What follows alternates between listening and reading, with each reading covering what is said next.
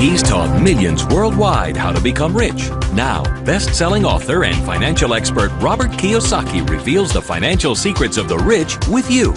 See how Robert's simple formula for personal wealth can transform your life and put you on the path to true financial freedom. 60 Minutes to Getting Rich begins right now.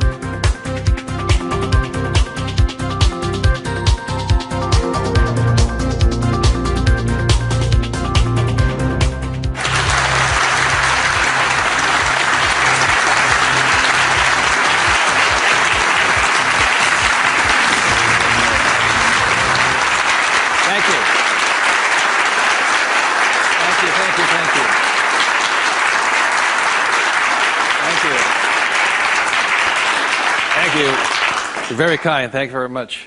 First of all, thank you for coming here this morning. And some of you came from some great distances. I remember that every time I do a talk, I'm always worried that people won't show up. And so my ego couldn't handle the blow. So thank you for showing up, and I'll do my best to be of some value or entertainment today. First of all, how many people have had the chance to read Rich Dad, Poor Dad? Good. Okay, thank you. For those who haven't had a chance to read the book, I'll give you a quick background on the story.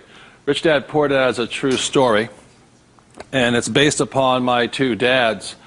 My real dad was the head of education for the state of Hawaii, a very smart man. He was the boss and things like that when I was in school. And my rich dad was my best friend's father. And my best friend's father was a man who didn't finish school. He dropped out of school at age 13. But ultimately became one of the richest men in the state of Hawaii. Self-made, did it on his own, and stuff like that. So Rich Dad, Poor Dad is a true story of what two fathers tell their two sons, my best friend and I, about the subject of money. And as the the positioning statement of the book says, what the rich teach their kids about money, that the poor and middle class do not. And as we all know, for the most part, we learn very little to nothing about the subject of money in school. And so what we learn about money oftentimes is handed down from parent to child. And those are the ideas that we have relative to the subject of money. So my rich dad was a man who, he was my best friend's father, like I said, when you look at the white sand beaches of Waikiki and the hula girls and the palm trees, my rich dad was the guy that owned the land underneath the hotels. And my poor dad, I call him my poor dad, although he was a high-paid government official, and I do mean high-paid. He made a lot of money. In fact, he made much more money as far as a salary and paycheck goes than my rich dad. And so the story is really what my rich dad taught me as compared to my poor dad. And so what we're going to be going over today are some additional ideas and thoughts and information that may assist you in getting wealthier, easier, quicker. How many people would like to get wealthier, easier, and quicker? Good. Thank you. So in contrasting them, most of us have heard, like my poor dad, very middle-class man, smart man, but he had middle-class ideas when it came to money and values. And he always said, son, our house is an asset, and it's our largest investment. And my rich dad would say, here I'm 9 years old, I go, okay, I got it, Dad, I got it, right? And then I would go over to my rich dad's house, and I would say, my dad just said, our house is an asset and our largest investment. And my rich dad would say, well, that's why your old man's not rich, is because your house is not an asset, and if it's your largest investment, you're in really big trouble. And that's when the contrast that started to hit me. And then my poor dad always said, do you think money grows on trees? And his favorite words were, I'd say, Dad, let's buy this. He goes, I can't afford it.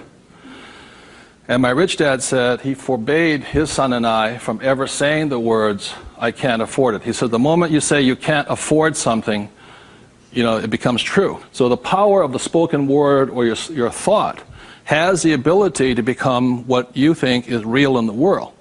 So if you say, I can't afford something, that becomes your real world or reality.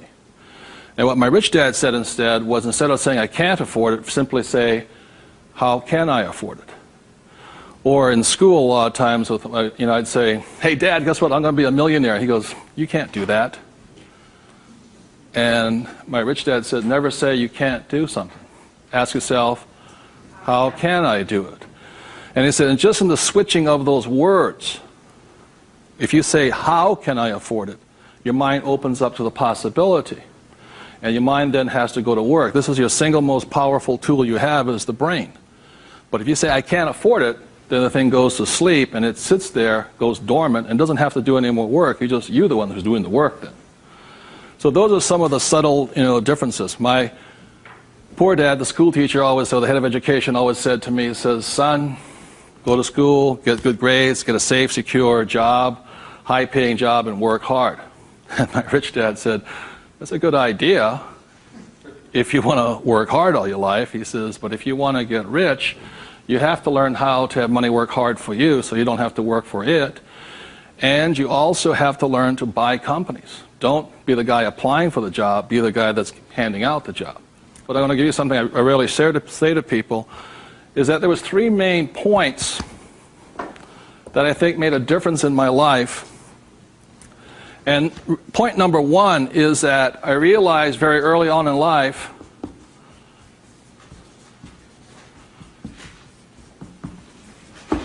money is a what? Idea. It's whatever you think it is. Now, when people say, well, how can I get more money? I say, well, just first change the way you think. Change your ideas. Now, that's the good news. That's all you have to do. I realize when I talk to people about money, I'm slamming straight into their ideas. And, a lot of times with money, there's several subjects you don't talk about at the dinner table: sex, religion, politics, and money, and whatever. And the reason for that is it's a very volatile subject. Whereas in my family, my poor dad, the school teacher family, was, I'm not interested in money. Money is not that important to me. I began to realize that was my poor dad's idea, it was his attitude. Whereas my rich dad always said to me, money is power. Money gives you power. Respect it. Treat it respectfully. So there's all these different ideas about the subject of money. The thing I hear people say is, I'll never be rich. And that becomes a self-fulfilling prophecy, you see. And that's why money, just as an idea, is so, so powerful. And when I talk to people, I oftentimes ask them, I say, what did your parents tell you about the subject of money? Because that becomes real. If you were told, go to school and get a job, see, many of us may not be in the same profession, but we're following the same path. And most people did not come from families that were rich. In America, less than 1 out of 100 people at age 65 becomes rich. In the richest country in the world. 1 out of 100. 4 become wealthy. I think 56% are dependent upon the government or a pension to take care of them. And they start going downhill. So what I had to do, what I'm going to be talking to you about, is I had to watch my ideas, I had to watch what I said, and I had to watch who was giving me the ideas. Okay? Because they're not the same. Like you go to one doctor and they say, eat a low-fat, high-carbohydrate diet. You go to another doctor, they say, eat a high-fat, low-carbohydrate diet. Somewhere you got to make your choice. Number 2, the thing that I learned by having 2 dads with their contrasting points of view, I realized this really early on.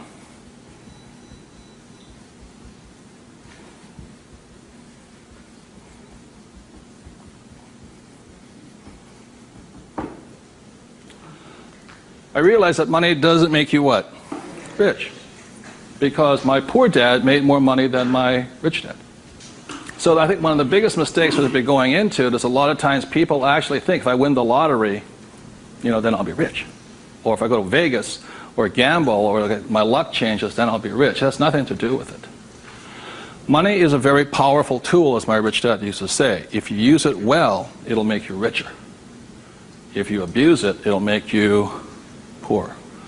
So one of the big things that my poor dad made the mistake of saying, he always thought that if he got a pay raise, that would solve his money problems. And the trouble is, every time he got a pay raise, he got bigger problems. So it made him poorer and poorer the more money he made. Does that make sense, you guys? That was a very big problem with him. And then the third thing I realized by having 2 dads and having 2 contrasting points of view was that there's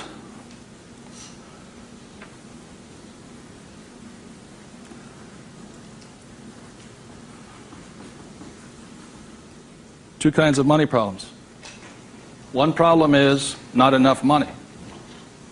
The other problem is too much money. And they're both problems. And the thing that I say to people is this, that, like I think most people think they're real special. I'm the only one with money problems.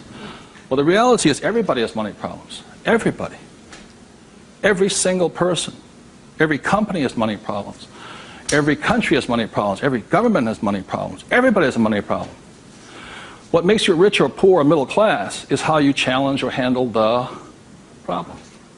And what most people do, since, so most of us came from families where the problem was too much or too little. Too little. And that becomes our idea. We think money is scarce, hard to get, work hard for it.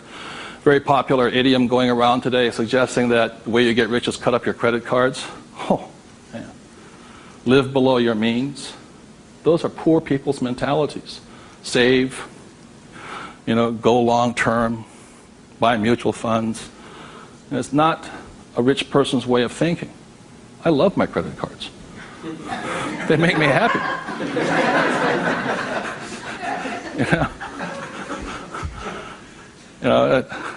I drive, he says, drive a cheap car. I don't look good in a cheap car. I don't feel good. Now, the point I'm making here, again, there's poor, middle class, and rich. And very early on in my life, I really realized that being poor and struggling did not look good on my face. I did not like it. But I grew up in a family that if you were rich, the idea was that you were crooked, evil, not caring, inhuman, not generous, and all that stuff. So if I said I wanted to be rich, then I went against my family's values. It was tough having that. Now, the other thing I saw was that by my rich dad managing his money well and becoming a business owner and an investor, that he got richer and richer and richer. Then he had a different kind of problem. His problem was too much money. And my rich dad said to me when I was about 18 or 19 years old, he said, son, there's two kinds of problems. Not enough or too much. Which one do you want? And at that point,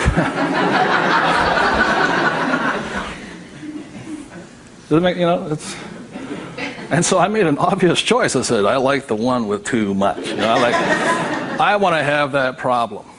And it's a very big problem. So knowing these three different things, I could make different distinctions and different choices in my life. The big point I want to make today is that money comes down to fundamentally a choice. That's all it is.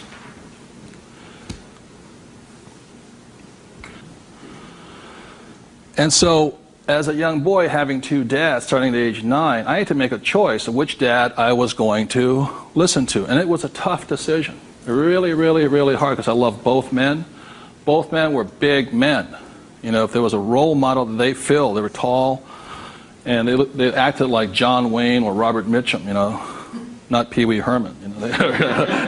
They were big, strong, powerful, good, honest, hardworking men. I love them both. But their ideas were almost polarized, completely opposite. And that's why in Rich Dad, Poor Dad, in the book, I write that Robert Frost's poem, I think The Road Less Taken or The Road Less Traveled, I had to make a choice of which one I was going to listen to. Which one was I going to follow down the path? And I made that choice.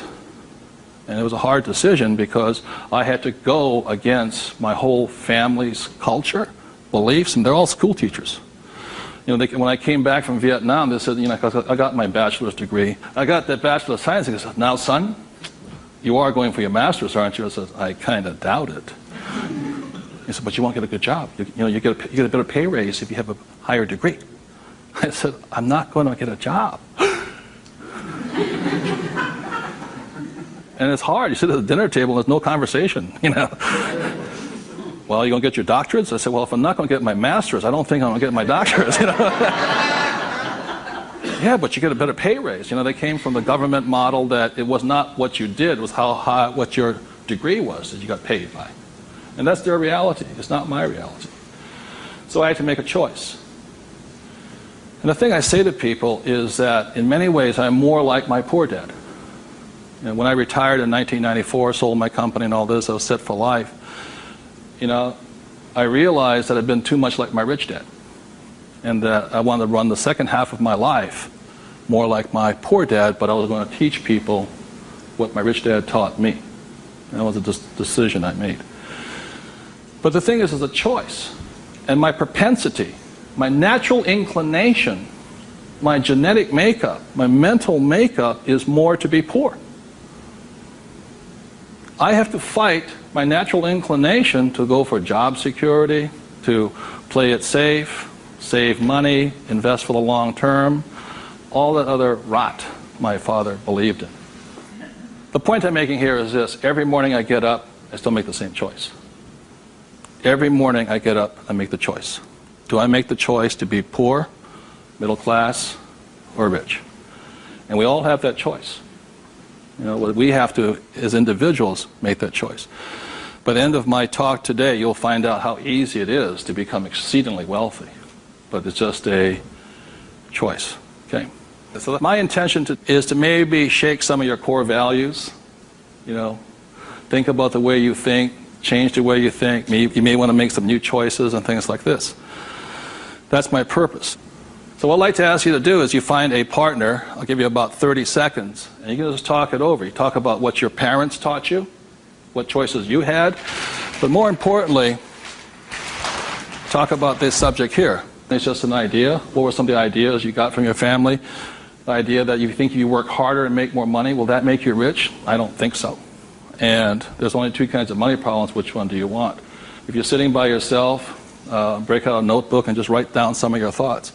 Because really, it's just your ideas that cause you to be rich, poor, middle class. So we take about 30 seconds and discuss with the person next to you some of these ideas. Thank you.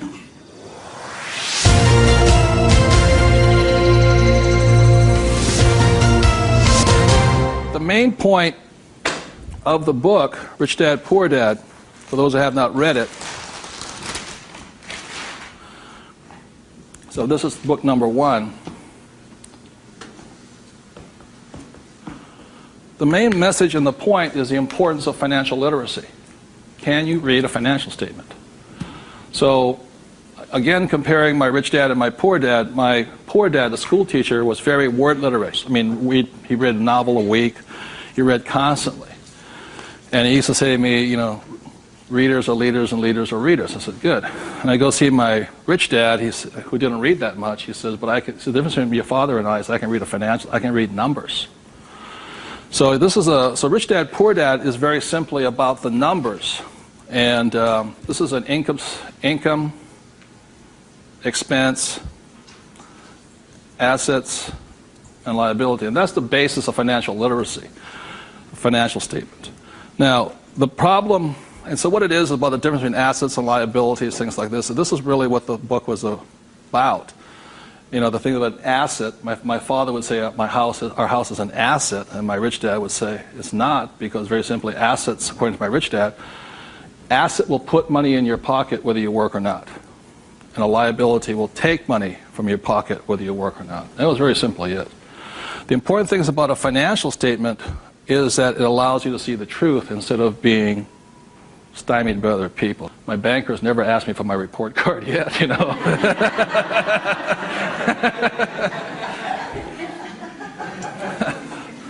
And what your banker asks for is your what? Financials. Because what a banker wants to see is your financial intelligence, not your academic intelligence. And both are important. Academic intelligence is important, forever. But so is financial intelligence. So what my rich dad said, your financial statement is your report card once you leave school. And the problem is 99% of the people leave school and they don't have a clue what a financial statement is, much less what a checkbook is. They know credit card, but they don't know much beyond that. And so they're easily swayed with the idea your house is an asset, and that's what gets them in trouble. They can't tell the difference between an asset and a hole in the ground. So that's a big problem there. Okay? And then book number 2, which is this one here, was the cash flow quadrant. Quadrant means 4. And the quadrant was the 4 people that make up the world of business. E stands for employee, S stands for self-employed, B stands for business owner, and I stands for investor. So my poor dad always said to me, son, go to school and get a job. So he was programming me to come here. But I kept saying, but I want to be rich. And my mother says, yeah, don't listen to your dad, My mother was a nurse. And she says, if you really want to be rich, you should become a doctor. They make a lot of money. So my mother was saying become, specialist, self-employed, or small business owner, independent. You hear people say, if you want to be successful, get a profession. Something you can fall back on. Become a plumber, electrician, attorney, accountant, something you can fall back on. Because these guys are the smart guys. These are the people that become doctors, lawyers, accountants, and they're really the brains of the class. My rich dad said to me, Robert, you make a lousy employee. You can't follow orders. You don't like sitting still. And you're not very smart. I said, right. He says, you'd be very good over here. He says, because these guys aren't that smart. And that's the truth. That's why some of the richest people on earth are over here, because they're not smart. But they know how to surround themselves with smart people. And that's one of the biggest differences. And the other part is the investor. And the investor uses a different mentality, different emotions. Investor wants their money to work for them. And their words are, what's my return on investment? How soon I get my money back? See, most people have the money in a 401k. That's not an investment plan, it's a savings plan. An investor would not do that because it ties that money up too long. I want my money in and I want my money out. I want to know when it comes back to me. It's called velocity. How soon do I put it in? How soon does it come back? Savers put it in and they leave it there forever.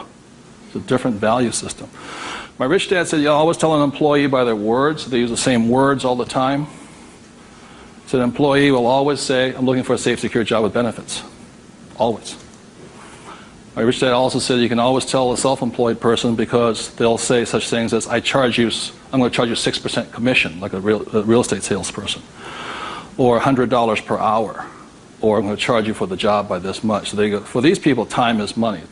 And the business owner, what they say, I'm looking for the smart people, best people, I'm looking for the best system. They don't, because they want to move on and start another business. They want to have multiple corporations. Very big difference. And an investor says, I want an ROI. Now, the theme song for the self-employed, the difference between the small business owner and the big business owner is very simply this. A big business owner, if they do the job right and build the company, they can leave. And when they come back, the company's doing better without them, more profitable because they have the bright people running it. A self-employed or a small business owner, if they leave, the income goes where? Down. Or if they have employees, they just ferret out they just take everything, the thing falls apart. So that's the difference.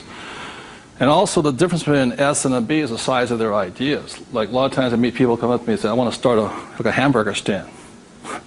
One hamburger stand, Whereas the same guy named Ray Kroc comes and says, I'm going to build a hamburger stand all over the world. Difference in vision, idea, and leadership skills. They're very, very different people. And the reason they're different is because emotions. This person here values, it's fear, so they want security. Security drives them hard. So they're fearful. This person over here is lack of trust. And these guys, they're highly specialized. They're also the most satisfying, because they have their own time, their own life, and all this. They're very happy this way, but it has its limitations also. And generally, these people are limited to about $500,000 a year max in here, just because time is money. Over here, it goes unlimited, how much you can earn. So there are very, very big differences in the thing. The investor here, their thing is they're neutral, emotionally neutral. In other words, what that means is they don't care if you're winning or losing. When somebody says, I go to somebody, the stock market's going to crash. But mutual funds get wiped out. They're not neutral. They're reacting. A true investor doesn't care if the market goes up or the market comes down because they're going to make money either way. That's an investor. They really do not care. They know that losing is part of winning. It's called money management, how well you do that and all this. Very, very neutral. And this person over here, the emotion is patience. You have to be patient. These guys want to get paid now. These people may not get paid. I think the average is, 3 years, right? They don't get paid. That's why the first question when somebody comes to ask me to invest in their company is, are you willing to work for free for 3 years? I go, no. I said, well, I don't invest with you. Because you're still thinking like this. So those are the emotional differences. Because today, just being an employee is suicidal. Today you have to be employee plus an investor. You can be self-employed plus investor. Okay, you have to be on both sides of the quadrant, is what I'm saying, minimum. Whether you're here, here, or here. If you ever want some time off, you have to be an investor today. So very simply on, starting from the age of 9 and 10, I started here and I stayed here. That makes sense, guys? I stayed here. Because this is my money working hard for me, so I don't have to work hard for money. It's a different point of view. They're very, very different. The rich have the best investments. Number one, because they have money. People say, how do you find a deal? I say, get rich. Because if you have money, they come find you. It's really simple. The thing about this one here, the richest or the fastest game in the world played today, the way to get rich forever has been this one. I talk about in this book how my rich dad went and bought one of the best pieces of white sand beach in Hawaii. And I said, how did you afford that?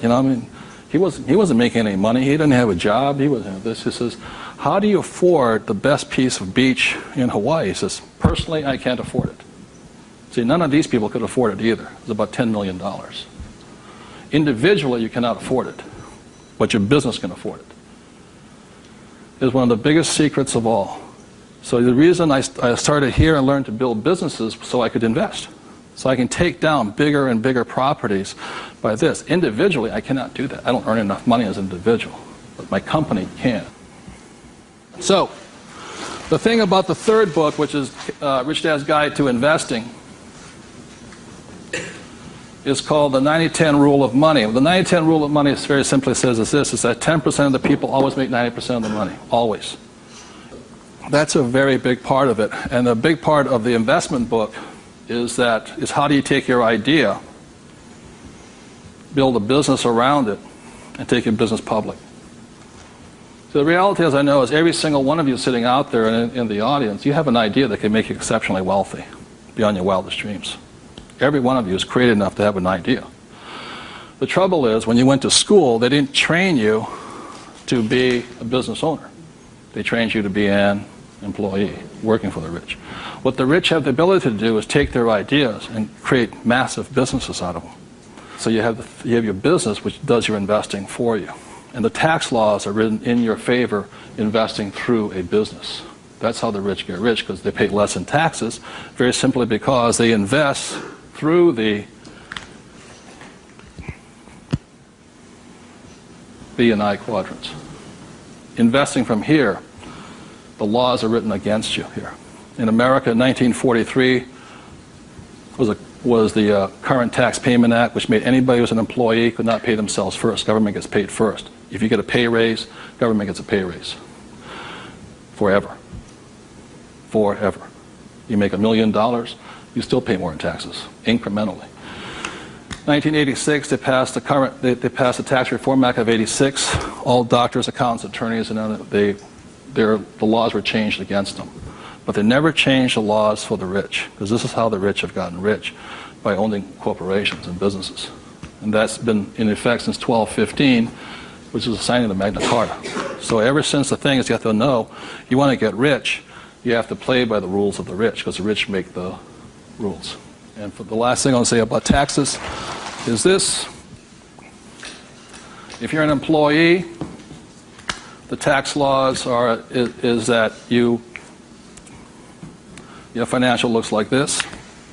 If you're a business owner, your financial looks like this. And the big difference here is this, is as an employee, your first line item expense is tax. If you're a business owner, it's the last. That is the biggest loophole ever. And that's why the rich get richer. They can take their money that comes in here and goes in here, and these guys, the money comes in and goes there. Very big difference. So would you take 30 seconds and discuss whatever you have heard so far? Thank you very much.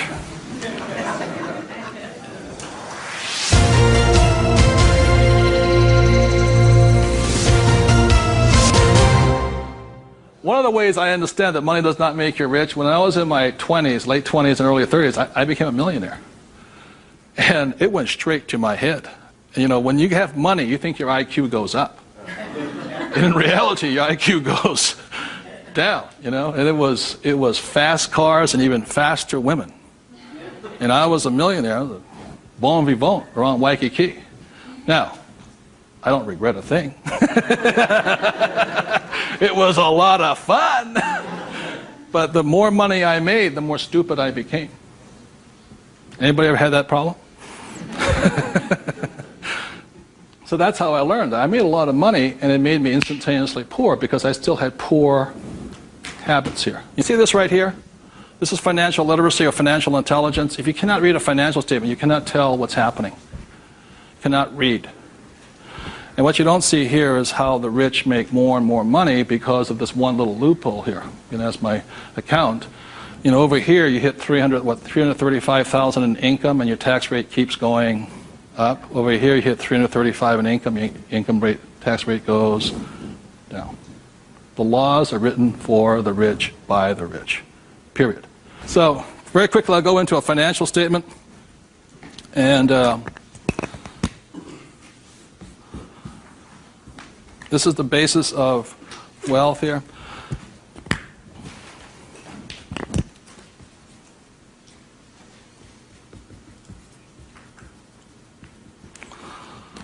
So what happens to most people is they say their house is an asset and all this. My rich dad said, your house is not, whether a house is an asset or not, has nothing to do with this thing here. It has to do with the most single important word in business, and that word is called, what's the word?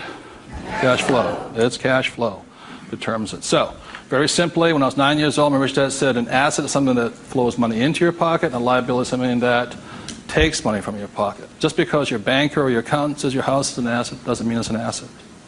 So when I read a financial, I see something listed here, and then I see whether it lodges up here. Now, if it doesn't lodge up here, then it must be going this way. It's going out the expense with no income. Does that make sense, you guys here? That's a very simple way of looking at it. Now, taking it one step further, this is where the confusion sets in, is very simply because if you buy a house for, let's say, $100,000, and you get an $80,000 mortgage on it, you put $20,000 down, the problem is your house is listed both asset as well as liability, and that's where the confusion starts. It's listed in both sides, and that's the problem. So the thing here is this, and by the way, the word mortgage comes from the French word mortir, which means death. You know, so that means you're engaged until you're dead with the house, and it's staggering. So let's say you buy this little green house here. Okay. The way you know it's an asset or liability is, let's say I use it as a rental property, and after paying all taxes, you know, taxes, insurance, and expenses, and all this stuff, I make $100 a month. It shows up over here under income of $100 a month. Now, if let's say I have a tenant who trashes the place, doesn't pay me rent, takes me a year to evict the bugger, immediately that house becomes a what? Liability. So the house can be either asset or liability, but it's not because it's an asset or liability listed here. What determines if it's an asset or liability is income and expense. So what makes a person struggle financially is that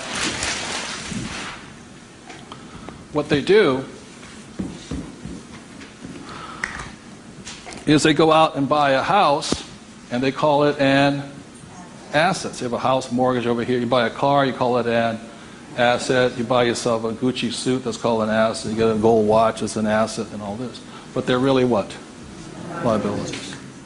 And so what happens is, I can tell if a person's rich or poor or middle class very simply by reading the financial.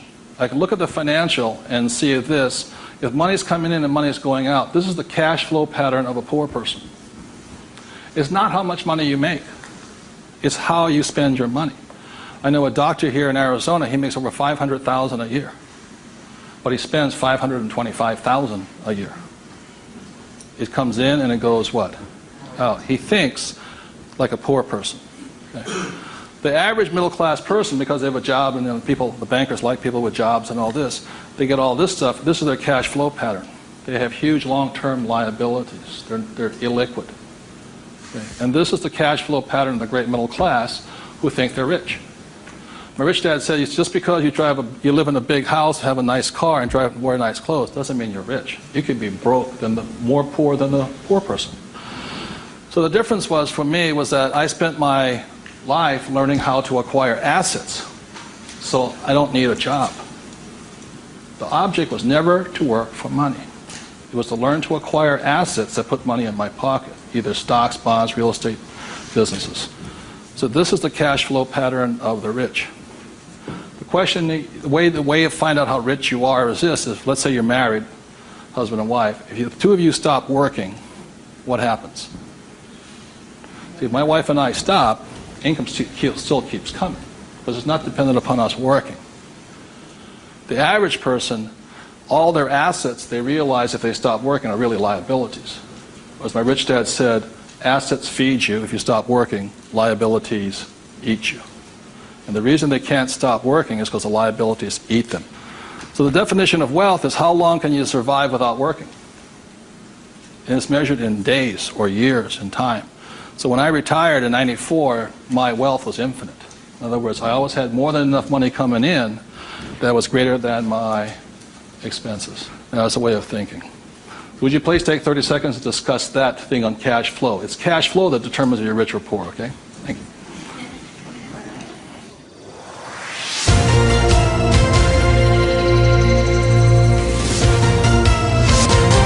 So one of the things I'll be clear on this is whether you're an employee, self-employed, business owner, or investor, the most important thing is this asset column here is your business. One thing my rich dad said, you got to mind your own business.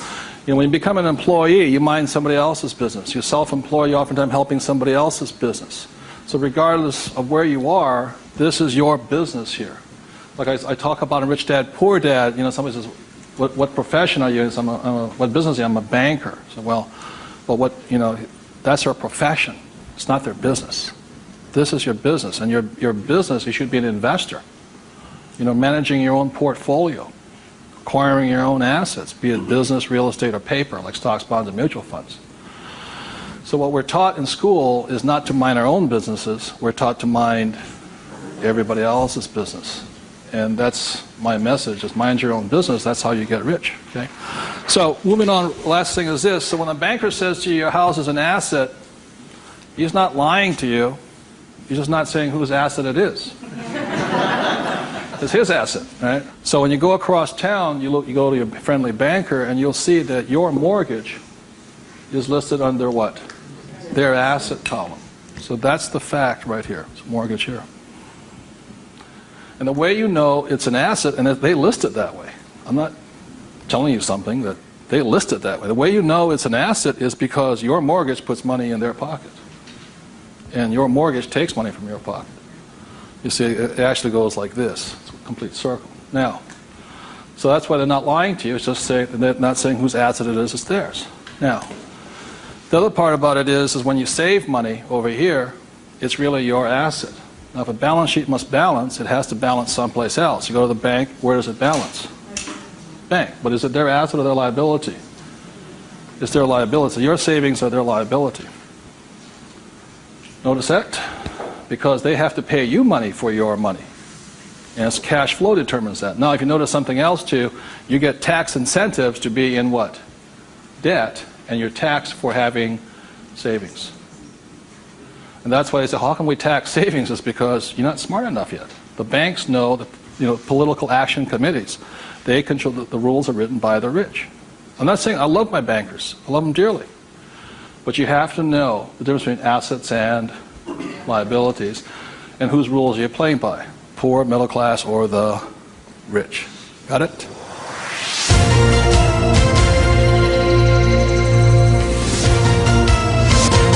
I'm going to talk about a subject that's getting nearer and dearer to many of my peers' hearts lately. And the subject is retirement, or the lack of the ability to retire. So I said the way I retired early has to do with the issue of this.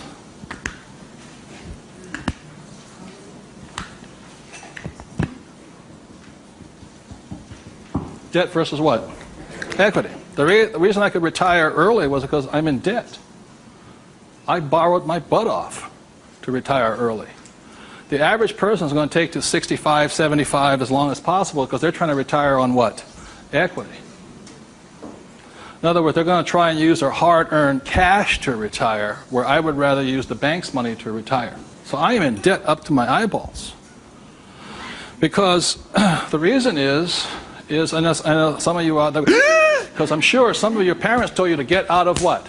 Debt. Well, that's not that intelligent. Because you have to know there's good debt and what? Bad debt. And most people are loaded with what? Bad debt. And if you want to get rich, load up with what? Good debt. And the question I asked those bankers, I said, let me ask you this. How long would it take you to save $1 million? I'll ask you guys, how long would it take you to save $1 million? A couple of years at least, right? Yeah. How long does it take you to borrow $1 million? About 10 minutes. If you have good financials. And that's the difference. And that's the price people pay for not being educated in this world, to think that they have to work hard, save money, and finance your retirement on equity. I'd rather do it on debt. And the way I do it on debt is my banker will always lend me money on a thing called real estate. Always. They will not lend me money to buy stocks, but they will lend, even if it's bank of what stock, their own stock, they won't lend me $1 million for 30 years at 8%. But if I find a commercial building, $1 million, 8%, 30, they're all day long. The thing that scares me right now is never have so many people in the history of the world bet their retirement on the stock market. And they've bet real money. Am I correct? And trust me, the market will crash. Always has and always will. Now, those taking deep breaths right now, it's because you're not, because that should be good news. Because if it crashes, that's when you get rich. But the people who have been trained to think of playing it safe and all this, they're going to be in terror. Completely different point of view. So the point I'm making here is this: one of the reasons I wanted to get educated, understand cash flow, play the game, was just so I could borrow money faster. When my poor dad always said to get out of debt. Debt was bad. So I just called, I just called my broker down the street here. I said, I need 2.4. He says, come in and sign the paperwork. That was it. 2.4 million, just sign.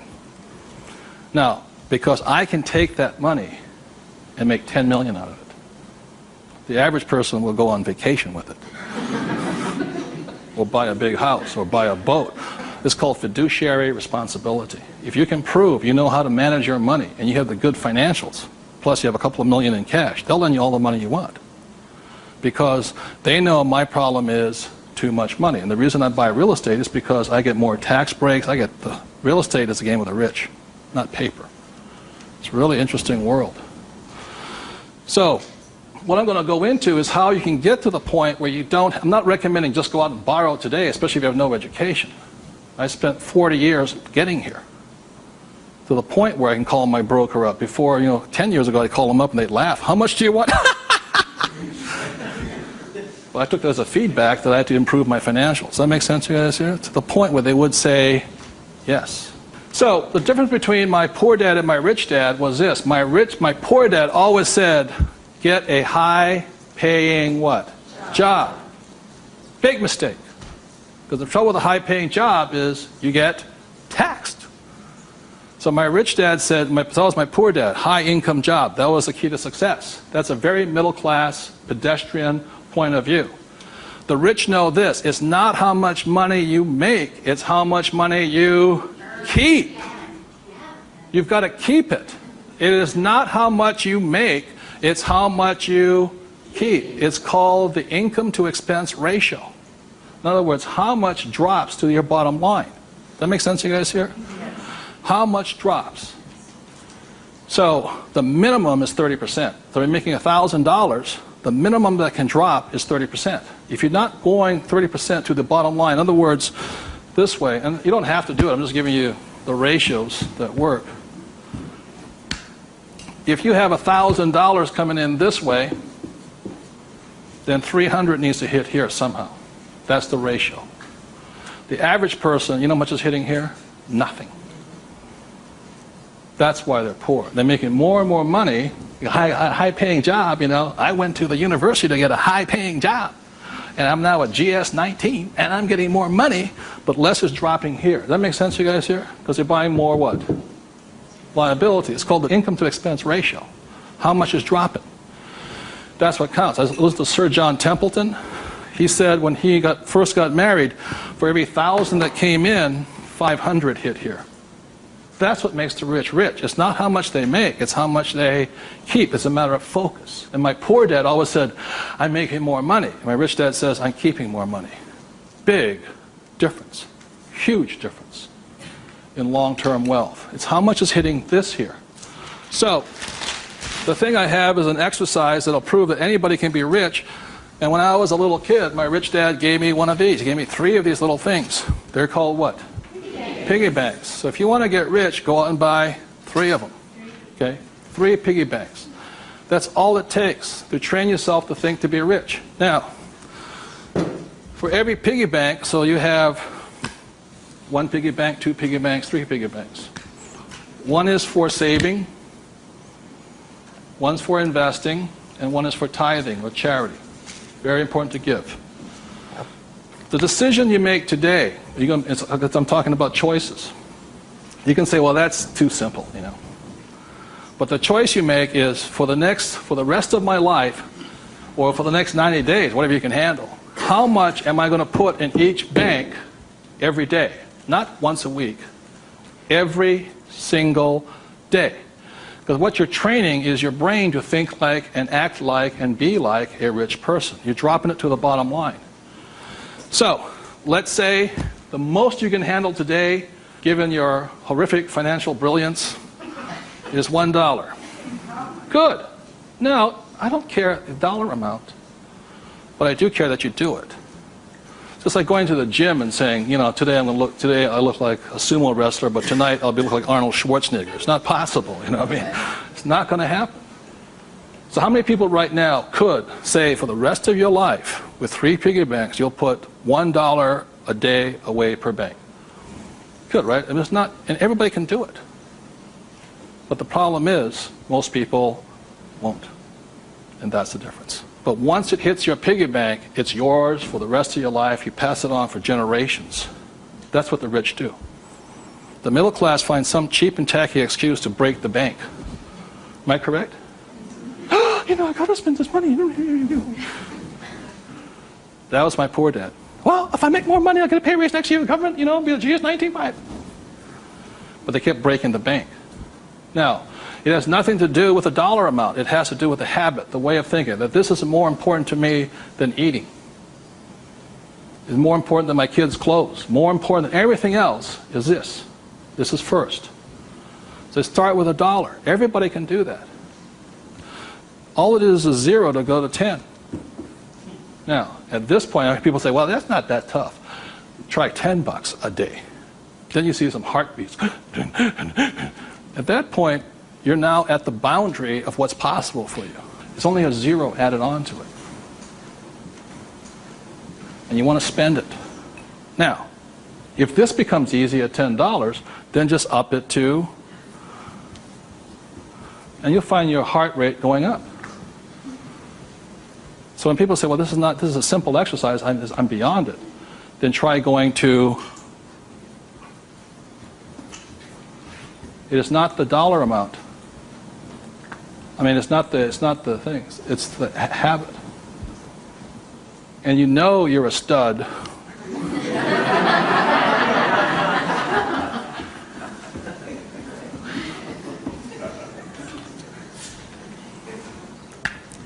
This never spent.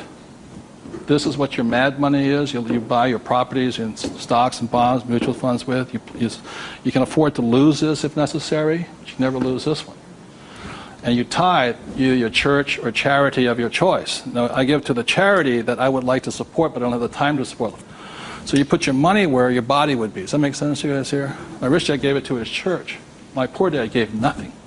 He says, when I have the money, then I'll give it. That's why he was poor. the next point here is that my rich dad always believed in job security. My poor dad, job security. And my rich dad believed in financial security. So the way you get financial security is, again, via these three things. This is the basis of it. Savings, investing, tithing. So the way you get financial security is start with this, and then I start investing with this. Does that make sense? My investing account, this is when I have my fun. I play with that money. So the deal here is this, whether you're buying a business, real estate, or paper, the ratio is this. You can ask my wife the question. For every, somebody says, well, I don't have any money. How do I get some money? I said, start with that, the three piggy banks. Or how do you find a nothing down deal? The reason they want a nothing down deal is because they got nothing to put down, right? And that's the most risky thing you should do. You can only take a nothing down deal when you have a lot of money to put down, which is too risky. I can take a nothing down deal because I got the money to cover it in case it goes bad on me. But the point here is this, how I got my experience, how I can find a deal is this. You can ask my wife this. For every one property I buy, how many properties or businesses or stocks do I analyze? 100. That's the ratio. Before I buy one piece of property, I will analyze a minimum of 100 properties. If I don't buy one property in that 100, I start all over again. It's 100 to 1 is the ratio. That's how I find a deal. Not only that, is when I had no money, what was I doing? Still analyzing a deal. It's 100 to 1 before you can find one deal. And people come, I went with a ride with a realtor and we found one property and we bought it. I said, how many did you look at? Just that one. That's an idiot, not an investor. They have no clue. The way you want to find out the market trends, the ups and downs, the ins and outs, is you got to analyze 100 deals. Out of that 100 deals, you put in offers on 10. Because 90 are bad. But in the practice of analyzing the deal, you get smarter. I learn more. I learn something from each deal I look at. Of the 10 I invest in, or I put offers in, I might get 3 accepted. Now, this comes from my friend Dolph DeRoos, who's a real estate genius. He says, if this number is like 6, what does that mean? You're offering too much money. That means you're not being tight enough. You've got to screw it down a little bit more. It gets down to nobody accepting you're too tight. So you want to keep it in this ratio. Of that, you'll buy one property. When people say, how did I get my education? I got my education evaluating deals. I estimate to this day right now, I've looked at over 50,000 deals. That's how I got smart. Instead of going to work, I look at deals. If I'm buying a business, the ratio is the same. 100, 10, 3, 1. If I'm buying a stock in a company, I've got 100 companies, same ratio. Everybody can do that. Does it cost them any money? No, not at all. It's free. When I go on vacation with my wife, Kim, she knows where I'm going to wind up. It's a real estate office or a brokerage office because it's a habit. So this is what gave me financial security, and what my poor dad focused on was what? Job security. He had no assets when he lost his job. Okay? 30 seconds, please discuss that ratio. 50,000 properties I've looked at now.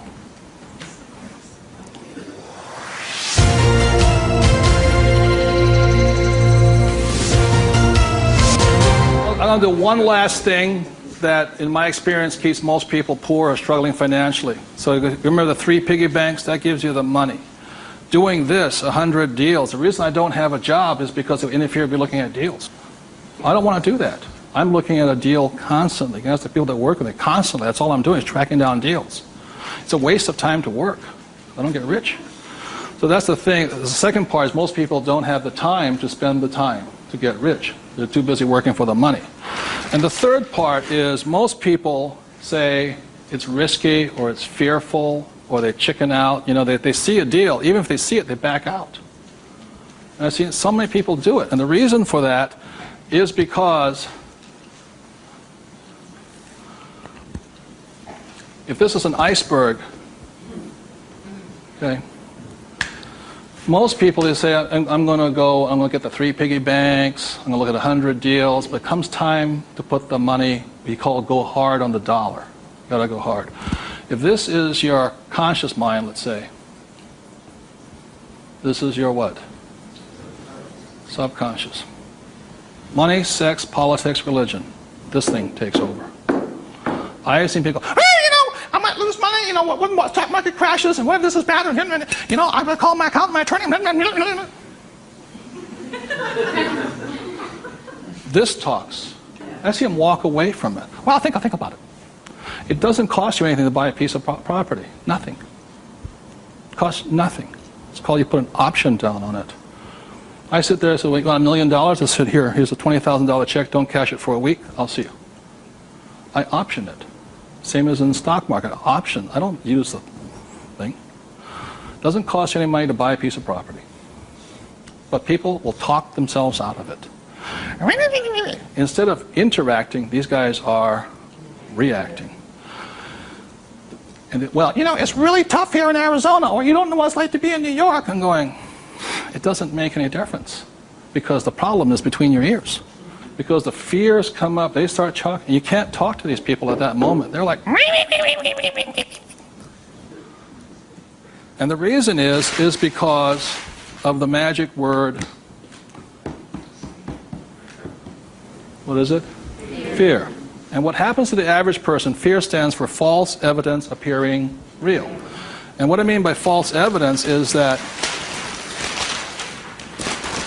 if this starts talking, they'll start gathering the evidence to make sure that it's real. Well, you know that most businesses fail. Let me show you the facts, and let me show you the stats. See, they're looking for all that false evidence. They'll validate, they'll justify it. They'll call their mother, their sister-in-law, their brother-in-law. Yeah, we agree with them. Am I right? Yeah. They'll make it real. It's not real. Like, I got crucified that said, that the 9 out of 10 businesses fail. I said, that's correct. Most of them fail, but one makes it. I said, look, I failed twice. Twice I was part of the 9, but once I made it to the 10. The difference between you and me is you haven't failed at all yet.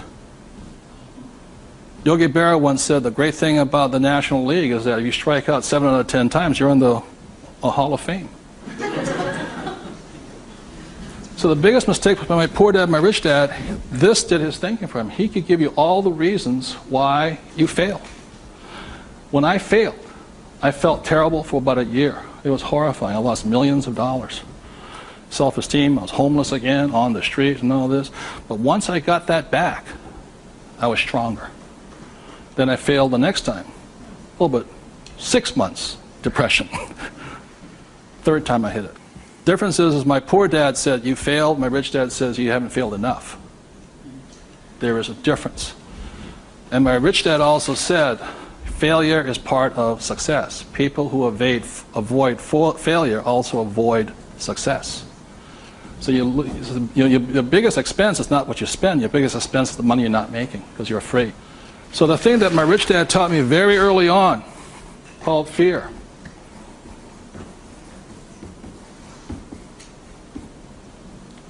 Fail early and fail responsibly.